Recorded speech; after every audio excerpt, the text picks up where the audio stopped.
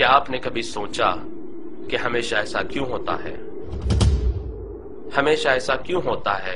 कि एक ईसाई नन जब अपना सारा जिस्म ढकती है तो उसे बड़ी इज्जत दी जाती है कि उसने अपने आप को ईश्वर के हवाले कर दिया,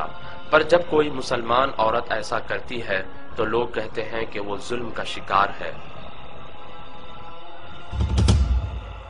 हमेशा ऐसा क्यों होता है कि एक यहूदी या सिख दाढ़ी रखता है तो वो अपने धर्म का पालन कर रहा है, पर जब कोई मुसलमान दाढ़ी रखता है तो वो कट्टरपंथी कहलाता है।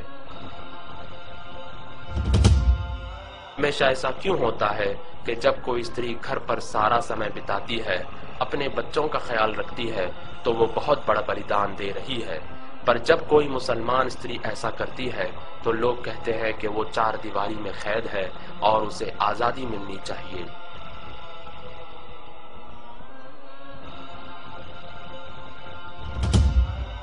हमेशा ऐसा क्यों होता है कि जब कोई शिक्षक अपने सब्जेक्ट में आगे रहता है तो वो कामयाब शिक्षक कहलाता है, पर जब कोई मुसलमान लड़का इस्लामी शिक्षा में आगे रहता है तो उसका भविष्य बेकार समझा जाता है।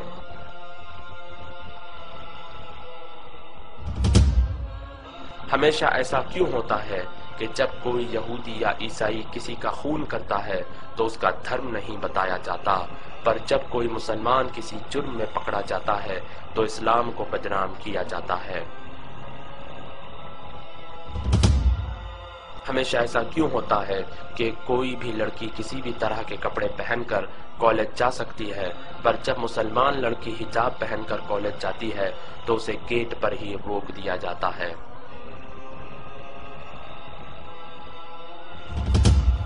हमेशा ऐसा क्यों होता है कि जब कोई व्यक्ति अपनी जान पर खेलकर लोगों की जान बचाता है तो उसे बहादुर और वीर कहा जाता है, पर जब कोई फलस्तीनी नागरिक अपनी जान पर खेलकर अपने बच्चे को गोली लगने से बचाता है और अपने भाई का हाथ दुश्मनों के हाथों तोड़े जाने से बचाता है और अपनी माँ और बहन की इज्जत बचाने के लिए दुश्मनों से लड़ता है और अपने घर को आग लगाए जाने से बचाता है और अपनी मस्जिद की रक्षा करता है, तो उसे आतंकवादी कहा जाता है।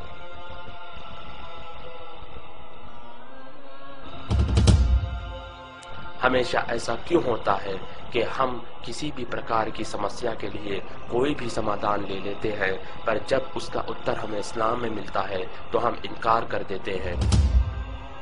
हमेशा ऐसा क्यों होता है कि जब कोई ड्राइवर बेहुदा अंदाज से कार चलाता है तो कोई कार को दोषी नहीं ठहराता, मगर जब कोई मुसलमान गलती करता है तो इस्लाम को दोषी ठहराया जाता है।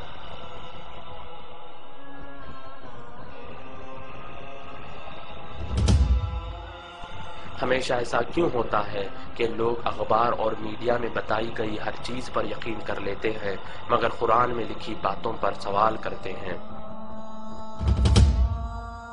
पर इन सारी चीजों के बावजूद आज पूरी दुनिया में सबसे तेजी से फैलने वाला धर्म इस्लाम है।